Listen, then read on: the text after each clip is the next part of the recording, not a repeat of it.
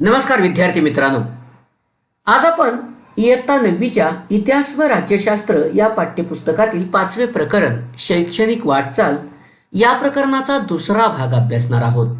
पहिल्या भागामध्ये आपण राष्ट्रीय शैक्षणिक धोरण, शिक्षणातील बदलते प्रवाह याबाबत माहिती घेतली होती।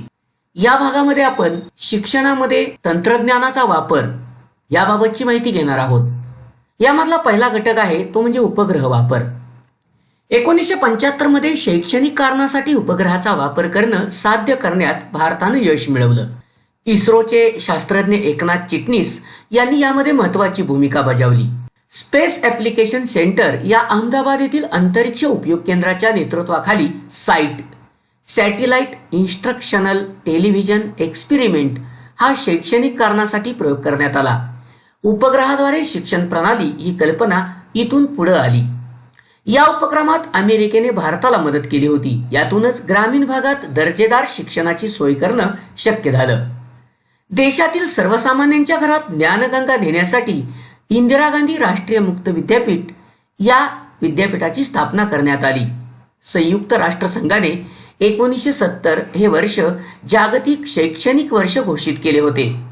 याच वर्षी भारत सरकारचे शिक्षण व समाज कल्याण खाते, माहिती व प्रसारण खाते, विद्यापीठ अनुदान आयोग व युनेस्को यांच्या संयुक्त विद्यमाने मुक्त विद्यापीठ या विषयावर नवी दिल्ली येथे चर्चासत्र घेण्यात आले। या चर्चासत्रातून मुक्त विद्यापीठ स्थापन करण्याची कल्पना पुढे आली। 1974 मध्ये सरकारने पी पार्थसारथी यांच्या अध्यक्षतेखाली एक समिती नेमली। त्यांच्या सूचनानुसार व शिफारसीनुसार 20 सप्टेंबर 1985 रोजी मुक्त विद्यापीठ आकारास आले। प्रधानमंत्री इंदिरा गांधी यांचं नाव या विद्यापीठाला देण्यात आलं। या मुक्त विद्यापीठात ज्यांना औपचारिक पद्धतीत महाविद्यालयीन शिक्षण घेता आलं नाही त्यांना प्रवेशासाठी पात्रता, वय व अन्य अटींमध्ये सूट देण्यात आली। विद्यापीठाने 1990 मध्ये आकाशवाणी व दूरदर्शनच्या माध्यमातून दृकश्राव्य पद्धतीने दूरस्थ शिक्षण कार्यक्रम सुरू केला। विद्यापीठाने विविध शाखांमधून 1000हून अधिक अभ्यासक्रम राबवले। देशात 58 प्रशिक्षण केंद्रे, परदेशात 41 केंद्रे स्थापन करून विद्यापीठाने शिक्षणाची सोय केली। स्वातंत्र्योत्तर काळात देशात वैज्ञानिक संशोधनाला चालना द्यावी व त्या संशोधनाचे लाभ सर्वांपर्यंत पोहोचवावेत म्हणून 1950 मध्ये council of scientific and industrial research या संस्थेची स्थापना झाली। पदार्थ विज्ञान, रसायन, औषधे, अन्न प्रक्रिया, खाणकाम अशा क्षेत्रात संशोधन सुरू झालं। या संस्थांमधील संशोधनाचा लाभ भारतातील उद्योगांना व्हावा म्हणून औद्योगिक संस्थांबरोबर करार करण्यात आले। त्यामुळे भारताची आयात कमी होऊन परकीय चलनाची बचत झाली। या संस्थेने मूलभूत संशोधनाला चालना दिली। उच्च शिक्षणासाठी परदेशात गेलेल्या विद्यार्थ्यांना भारतात परत येण्यासाठी या संस्थेच्या प्रयोगशाळांनी महत्वाची भूमिका बजावली आहे। या संस्थेने मतदानाकरता बोटाला लावण्यात येणारी शाई, हिवताप, हत्तीरोग, क्षयरोग यावरील औषधे, पाणी शुद्धीकरण तंत्रज्ञान, बांबू उत्पादन काळात कपात या गोष्टी केल्या। DNA फिंगरप्रिंटिंग तंत्रज्ञान भारतात सर्वप्रथम वापरणे, अंदमानातील आदिवासींचा जनुकीय अभ्यास करून त्या जमाती 60,000 वर्ष जुन्या आहेत हे सिद्ध करणे, भूकंपाची आगाऊ सूचना मिळवणे इत्यादी गोष्टी या संस्थेने केल्या।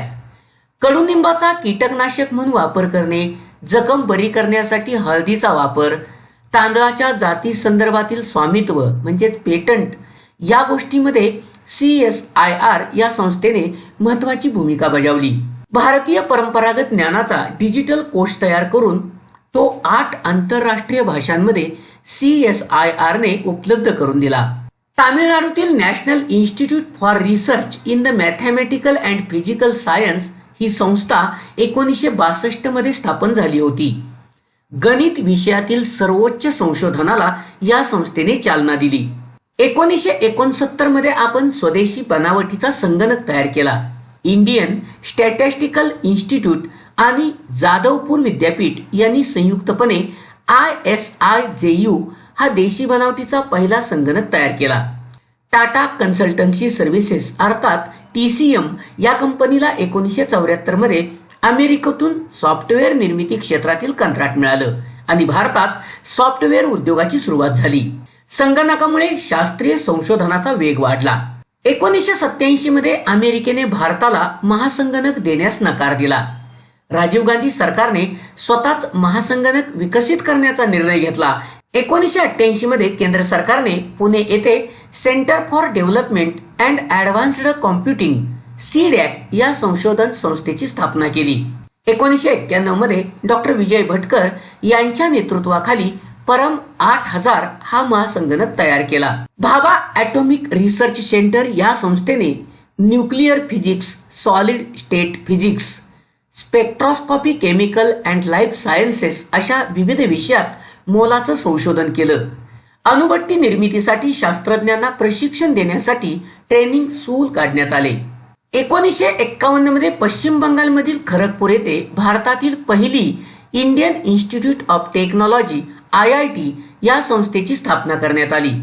भारतात अभियांत्रिकीच्या सर्व शाखांमधील उच्च व प्रगत शिक्षण उपलब्ध होऊन देशाची गरज भागावी हा या संस्थेचा उद्देश होता.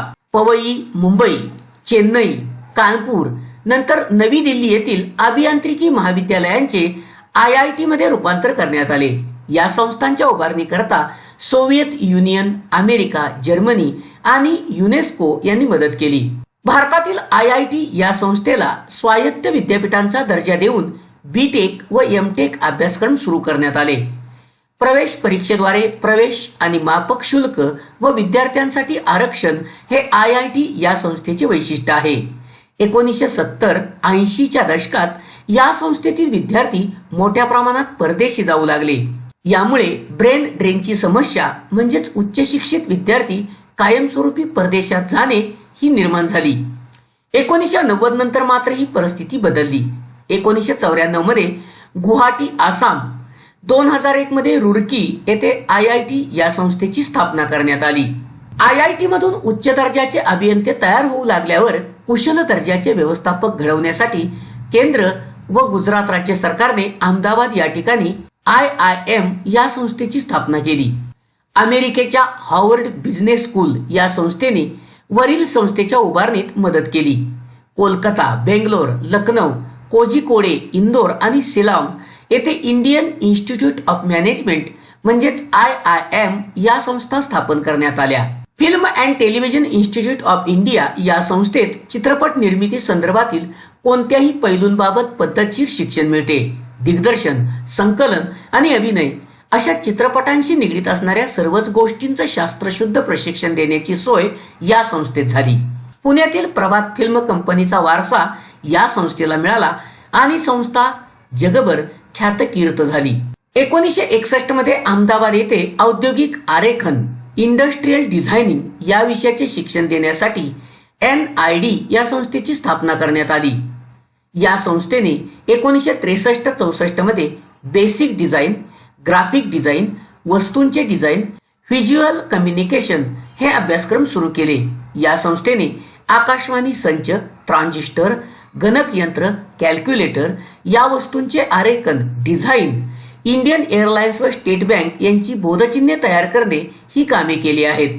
स्वातंत्र्योत्तर कालखंडात वैद्यकीय क्षेत्रातील संशोधनासाठी 1949 मध्ये भारतीय वैद्यकीय अनुसंधान परिषदेची ICMR ची स्थापना झाली. या संस्थेवर देशातील विद्यापीठे, वैद्यकीय महाविद्यालये, शासकीय व बिगर शासकीय संशोधन संस्था यांना संशोधनासाठी सहकार्य, मार्गदर्शन व आर्थिक सहाय्य उपलब्ध करून देण्याची जबाबदारी देण्यात आली. विविध रोगांवर संशोधन करणारी 26 केंद्रे देशभरात सुरू झाली. या संस्थेच्या संशोधनामुळे क्षयरोग व कुष्ठरोगावर नियंत्रण मिळवणं शक्य झालं. याच क्षेत्रातील प्रगत वैद्यकीय शिक्षण व संशोधनाला चालना देण्यासाठी all India institute of medical sciences AIMS या संस्थेची स्थापना झाली. या संस्थेवर वैद्यक शास्त्राच्या पदवी व पदव्युत्तर अभ्यासक्रमांच्या शिक्षणाची जबाबदारी टाकली गेली. वैद्यकशास्त्राच्या बहुतांश शाखांमधील पदवी आणि पदव्युत्तर शिक्षणाच्या सुविधा असलेली महाविद्यालय, संशोधनाच्या चांगल्या सुविधा, सुसज्ज सार्वजनिक इस्पितळे ही या संस्थेची प्रमुख वैशिष्ट्ये होती. सर्वसामान्यांना माफक दरात वैद्यकीय उपचार उपलब्ध करून देणे, परिचारिकांच्या प्रशिक्षणासाठी स्वतंत्र महाविद्यालय, हृदयविकार, मेंदूविकार व नेत्रविकारावर उपचार करण्यासाठी सुपर स्पेशालिटी केंद्रे या संस्थेने काढली. सरकारने वैद्यकीय क्षेत्राचा अधिक विकास करण्यासाठी 1958 मध्ये मेडिकल काउन्सिल ऑफ इंडिया या संस्थेचे पुनर्गठन केले. या संस्थेवर वैद्यकीय शिक्षणाच्या गुणवत्तेचे निकष निश्चिती व देखरेख आणि तपासणीची जबाबदारी टाकण्यात आली. आयुर्वेद, निसर्गोपचार, युनानी व होमिओपॅथी या चिकित्सा पद्धतींमध्ये संशोधन व विकास घडवून आणण्यासाठी 1969 मध्ये central council for research and Indian medicine and homeopathy या संस्थेची स्थापना करण्यात आली होती. 1979 मध्ये या संस्थेचे विसर्जन करून तिच्याऐवजी 3 नव्या संस्था स्थापण्यात आल्या. Central council for research in Unani medicine, central council for research in homoeopathy आणि central council for research in yoga and nature cure. या संस्थेकडे त्या चिकित्सा पद्धतीनुसार विविध रोगांवर संशोधन, चाचण्या, औषधांच्या प्रमाणीकरणाची जबाबदारी सोपवण्यात आली. Advanced centre for treatment, research and education in cancer he Tata memorial सेंटरची शाखा आहे. कर्करोगावरील उपचार, संशोधन आणि कर्करोगासंबंधीच्या शिक्षणासाठी राष्ट्रीय स्तरावरील केंद्र म्हणून ही संस्था कार्यरत आहे. भारतात कृषी क्षेत्रातील संशोधन 1905 मध्ये सुरू झाले. भारतीय कृषी संशोधन संस्थेला इंडियन ॲग्रिकल्चर रिसर्च इन्स्टिट्यूट या संस्थेला 1958 मध्ये विद्यापीठाचा दर्जा देण्यात आला. कृषी क्षेत्राचा विकास, संशोधन, सुसज्ज प्रयोगशाळा, मृदाशास्त्र, कृषीशास्त्र, आर्थिक वनस्पतीशास्त्र इत्यादी विभागांद्वारे विद्यापीठाचं कार्य सुरू झालं. या संस्थेच्या नवी दिल्ली येथील मुख्यालयात ग्रंथालय आहे. हे ग्रंथालय देशातील सर्वात मोठे कृषीविषयक ग्रंथालय आहे. गहू, कडधान्य, गळिताची पिके, भाजीपाला अशा अनेक गोष्टींवर संशोधन सुरू झालं.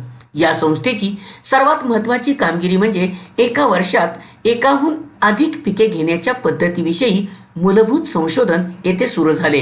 याचा फायदा शेतकऱ्यांना झाला. पुढील पाठात आपण महिलांविषयीचे कायदे, स्त्रियांचे योगदान, अन्य दुर्बल घटकांच्या संदर्भात शासनाची भूमिका याविषयी अभ्यास करणार आहोत.